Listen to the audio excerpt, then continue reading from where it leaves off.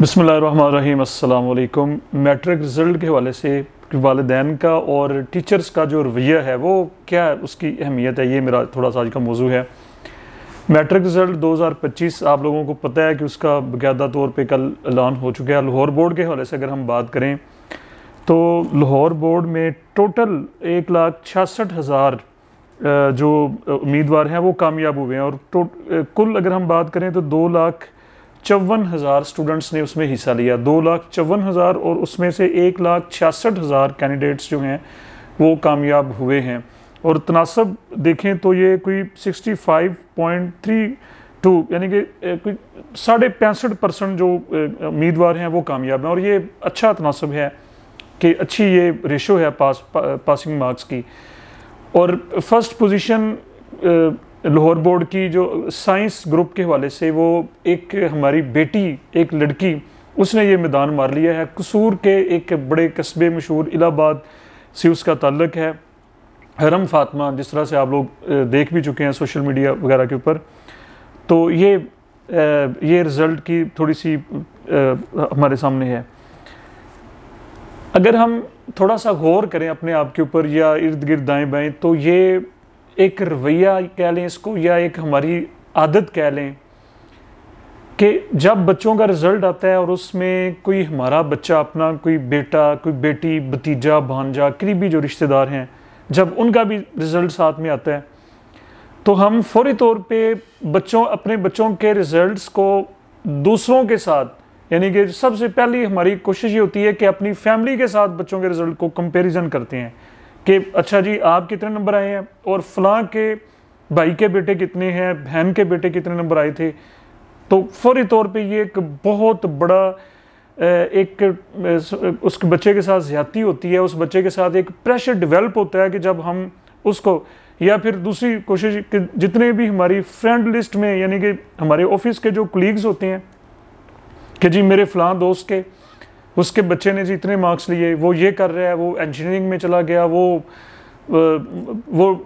MBBS में उसका admission हो गया, तो आपके नंबर जो है वो फौरी तौर पे उसके साथ हम। और तीसरा कंपैरिजन जो होता है वो जिस जगह पे हम रह रहे होते हैं, जिस मोहल्ले में रह रहे होते हैं, वो उस एरिया में जितने लोग होते हैं, हमारे हमसाए, हमारे नेबर्स, कि जी वो कितने आपके नंबर कम क्यों हैं। तो उस बच्चे के ऊपर ये प्रेशर 3 तरह के हम एक ही टाइम में उसके ऊपर डाल देते हैं कि आपके नंबर्स कम क्यों आए हैं। उसका रिज़ल्ट फिर ये निकलता है कि या तो बच्चे जो हैं वो डिप्रेशन में चले जाते हैं, हत्ता कि बच्चे घर छोड़ने के ऊपर भी वो सोच रहे होते हैं कि मैं घर ही छोड़ दूं अपना, या वो कहते हैं जी कि मैं खुद, आप अक्सर ये सुना होगा शुरू से लेके कि जब भी ख़ास तौर पे ये मैट्रिक का रिज़ल्ट आता है तो उसके बाद बहुत सारे बच्चे, कोई नहर में छलांग लगा रहा होता है, कोई जनाब वो जहरीली गोलियां खा के अपनी ज़िंदगी का ख़ात्मा करने की कोशिश कर रहा होता है। वो चाहते हैं कि इससे बेहतर है कि जो प्रेशर जो हमारे ऊपर आ रहा है। और दूसरा ये क्लासेस के अंदर जो टीचर्स हैं, जिन टीचर्स के पास इन बच्चों ने पढ़ा होता है, वो एक अमान की जगह होती है। वो समझते हैं कि जो बातें हम अपने पेरेंट्स के साथ नहीं कर सकते, बड़ों के साथ, वो टीचर्स के साथ। अच्छा, टीचर्स क्या कर रहे होते हैं, वो बच्चों को डांट रहे होते हैं और साथ क्लासेस का कंपैरिजन कर रहे होते हैं। वहाँ पर भी उनको स्ट्रेस ही मिल रही होती है।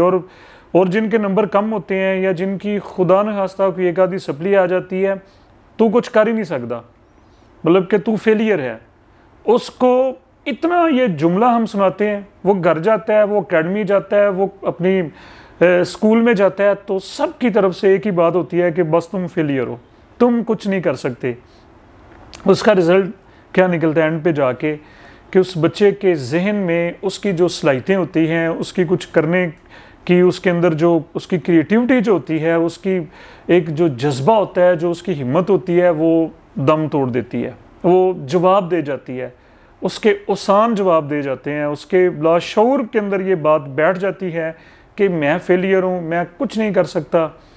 और आम तौर पे फिर ज़िंदगी के अंदर वो बच्चों के लिए जो है वो मुश्किलात बढ़ जाती हैं। अब बच्चों के लिए मैं ये सबसे अहम बात करना चाहता हूँ, बेटा आप लोगों के लिए जिनके ख़ास तौर पे अभी जो मैट्रिक के रिज़ल्ट्स आए हैं, वो ज़रा ध्यान से सुन लें कि जितने भी ये कामयाब लोग हैं उनकी ज़रा रेशो निकाल लें। आप लोग गूगल कर लें, आप लोगों के पास मोबाइल फ़ोन तो हैं, जो भी परेशानी में बैठे हुए हैं, जिनको डांट भी पड़ रही है घर वालों की तरफ से, और वो दोस्तों के साथ भी कट ऑफ हैं, और वो तन्हाई में बैठे हुए हैं कि मैं तो जनाब मेरे मार्क्स नहीं बने। जितने भी ये आपकी इधर उधर जो बड़े नामवर जो लोग हैं, हत्ता कि ये ज़रूरी नहीं, देखें सोशल मीडिया पे लोग कह रहे हैं जी जिसको कोई नहीं, आप जी पॉलिटिक्स में चले जाएंगे, सियासतदान बन जाएंगे आप, ये यार छोड़ें, ब्यूरोक्रेसी की बात कर लें।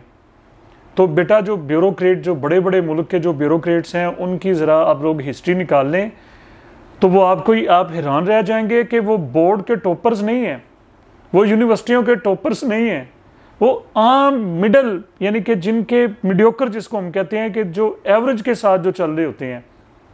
आपकी जो मैट्रिक का इम्तिहान है ये अहम ज़रूर है, मैं इसकी अहमियत से नहीं आपको कहता कि इसकी इम्पोर्टेंस नहीं है, इम्पोर्टेंस इसकी है, लेकिन ये ज़िंदगी का आखिरी इम्तिहान नहीं है। इसको आखिरी इम्तिहान आप लोगों ने क्यों बना लिया? घर वालों ने भी इसको आखिरी इम्तिहान बना दिया है और स्कूल टीचर्स ने भी इसको ज़िंदगी का लास्ट एग्जामिनेशन डिक्लेयर कर दिया है कि इसके बाद आपको और कोई इम्तिहान नहीं है, इसके बाद आप लोगों के पास अच्छा है क्या? सुने ज़रा, जिन बच्चों के ज़्यादा मार्क्स आते हैं, मतलब कि जो समझ लें कि जो 1100 वाली लाइन में जो हैं, यानी कि 1050 के ऊपर जो बच्चे हैं, उनको उसका बेनिफिट ये मिलेगा कि ज़्यादा से ज़्यादा कि वो किसी अच्छे कॉलेज में उनको एडमिशन मिल जाएगा, फ़ी में कमी हो जाएगी, वो GCU में चले जाएंगे, वो FC में, मैं लाहौर की बात कर रहा हूँ, वो FC में चले जाएंगे, ये ज़्यादा बड़े से बड़ा काम होगा और वहाँ पर उनको डिस्काउंट मिल जाएगा, फ़ी जो है फीस से उनकी जान छूट जाएगी। ये सबसे बड़ा मैट्रिक के जो मार्क्स होते हैं उनका बेनिफिट ये होता है। जो बोर्ड टॉपर्स हैं वो उनकी फ़र्स्ट चॉइस होगी कि जी फौरी तौर पे वो क्लिक करेंगे GCU को और वहाँ पर वो जाके FSC करेंगे और उनकी फ़ीस जो है वो माफ़ हो जाएगी। और जो दूसरे बच्चे हैं जिनके 1000 से 1050 और दूसरी 800 से ऊपर हैं या 750 से ऊपर हैं, ये सारे एंड तक जो पास भी हैं किसी प्राइवेट इदारे में बैठ जाएंगे, पंजाब कॉलेज में चले जाएंगे, सुपीरियर कॉलेज में चले जाएंगे, कितने ये ब्रांड्स बन चुके हैं। गवर्नमेंट कॉलेज किसी अपने अपने शहर के किसी गवर्नमेंट कॉलेज में चले, यही होगा। यानी कि बेनिफिट की मैं ये बात कर रहा हूँ, ये खास ये वालिदैन आप लोग भी ज़रा सुन लें कि यही होगा। जिनके नंबर ज़्यादा हैं उनकी फ्री एजुकेशन हो जाएगी, वो लाहौर के अच्छे किसी इदारे में चले जाएंगे। जिनके ज़रा कम नंबर हैं वो फिर एक जैसे ही हैं, वो किसी प्राइवेट इदारे में बैठ जाएंगे। या जिनके पास ज़्यादा पैसे हैं वो अपनी सेल्फ सपोर्टिंग जिसको कहा जाता है, वो पैसे दे के GCU में चले जाएंगे या FC कॉलेज में चले जाएंगे। और क्या उन्होंने बहुत बड़ा कोई, उनको अप्रिशिएट कर रहा हूँ जिन्होंने मेहनत की है, लेकिन पेरेंट्स और टीचर ये क्यों डिक्लेयर कर रहे हैं कि जिनके नंबर कम है वो मर चुके हैं, वो कुछ कर ही नहीं सकते, या जिनकी एक आधी सप्ली भी आ गई है वो बस फिर कितनी आप उनकी ज़िंदगी के साथ खिलवाड़ कर रहे हैं, आप उनकी अपॉर्चुनिटीज़ के साथ खिलवाड़ कर रहे हैं। उनके अंदर और कितने स्किल्स हैं, वो कितने और कारनामे सरंजाम दे सकते हैं, ये मजाक वाली हकीकत है। आप वो सारे रास्ते ये जुमले कह के, और जब आप लोग ये जुमले हम कह देते हैं तो फिर क्या होता है, 1000 में से जो बड़े मजबूत असाब के जो मालक बच्चे होते हैं वो निकलते हैं, बाकी बेचारे रुल जाते हैं, वो उनकी ज़िंदगी जो है वो तबाह बर्बाद हो जाती है। आप उनको तबाह बर्बाद क्यों कर रहे हैं? बेटा मैट्रिक के नंबरों का इतना ही रोल होता है, बच्चे अच्छे कॉलेजेस में चले जाएंगे। आप लोग क्या करेंगे कि अगर प्राइवेट कॉलेजेस में या प्राइवेट इदारों में आपके पास भी बहुत सारी अपॉर्चुनिटी, आप मेहनत करें, जो आपकी एनर्जी या जो आप समझते हैं कि जो आपकी गलतियां हैं, उठें, हिम्मत करें, हिम्मत मत हारें, या फिर ये हिम्मत हार के बैठ जाएं और वो लोग आगे बढ़ते रहें और आप उनको ये फैसला करेंगे। आप लोग ये फैसला करें। दूसरी ऑप्शन आपके पास ये है कि आप बैठें, आपकी मैट्रिक एक बहुत बड़ा तजुर्बा आपके पास कि आपकी क्या उसमें आपकी कुताहियाँ क्या थी, आपकी गलतियाँ क्या थी, किस वजह से आप लोगों के नंबर कम आए हैं। अब FSC में आप एडी चोटी का जोर लगाएं और उन बच्चों को बताएं। बहुत सारे ऐसे बच्चे जो GC में चले जाते हैं फिर वो अपना स्टेमिना बरकरार नहीं रखते, उनके नंबर कम आ जाते हैं FSC में, फिर आप एक जैसे और आप आगे नहीं। कितने मेरे ऐसे स्टूडेंट्स हैं कि जिनके मैट्रिक में मार्क्स कम थे और दूसरी तरफ वो बच्चे थे जिनके मैट्रिक में मार्क्स ज़्यादा थे, ज़्यादा वाले रह गए, और जिनके कम थे वो लगे रहे, वो डॉक्टर भी बन चुके हैं, वो इंजीनियर भी बन चुके हैं। यही आप बनना चाहते हैं तो ये आपका डोर, ये दरवाज़ा भी आप लोगों का बंद नहीं हुआ। ये सुन ले ज़रा, इसका कोई बहुत बड़ा FSC के नंबरों का इफेक्ट आएगा। उसके बाद फिर अगर देखें, अगर आप इंजीनियरिंग में जाना चाहते हैं, नंबर कम होंगे, वो फिर आपको मसला होगा। अगर मेडिकल में जाना चाहते हैं, आपके नंबर कम है, फिर आप लोगों के लिए मसला होगा। अभी 2 साल ये आप लोगों के पास हैं। अगर आपने इसको अपने सर पे सवार कर लिया, आपने अपनी नाकामी इसको बना लिया, आपने ये डिक्लेयर कर लिया कि मैं कुछ नहीं कर सकता, मेरे नंबर ज़्यादा नहीं आ सकते, ये नाकामी वाला रास्ता है, तो वो आगे निकल जाएंगे।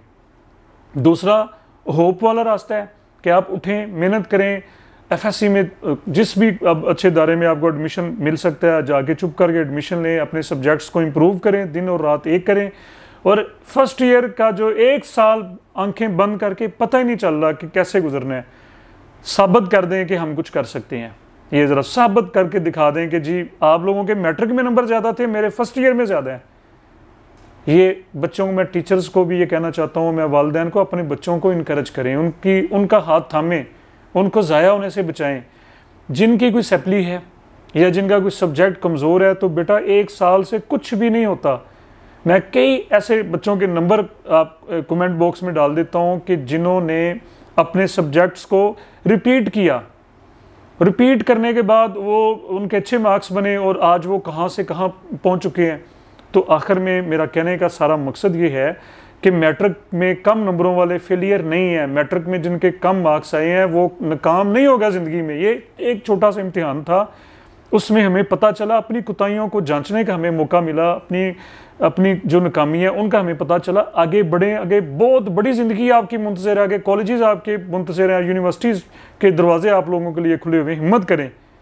और ये 1 साल आप लोगों ने साबित करना है, जो फर्स्ट ईयर में है और जो सेकंड ईयर में जो बच्चे हैं, वो अपनी फर्स्ट ईयर को रोल मॉडल बनाएं कि मेरी जो फर्स्ट ईयर में जो कोताहियाँ थी वो अब सेकंड ईयर में नहीं होंगी, ताकि आप लोगों के फर्स्ट ईयर और सेकंड ईयर मिला के ये अच्छे मार्क्स बन जाएं और आप किसी अच्छी डिग्री को करने के आप अहल हो जाएं, ताकि आपको आपकी फीसों से जान छूट जाए। अगर आप डॉक्टर बनना चाहते हैं या आप लोग इंजीनियर बनना चाहते हैं तो हिम्मत नहीं हारनी, हिम्मत नहीं हारनी। यही आज का मेरा मैसेज है। खुश हो जाएं और उठ के खड़े हो जाएं और दोबारा से अपनी स्टडी का आगाज़ करें। मुझे अपनी दुआओं में याद रखें। बहुत शुक्रिया।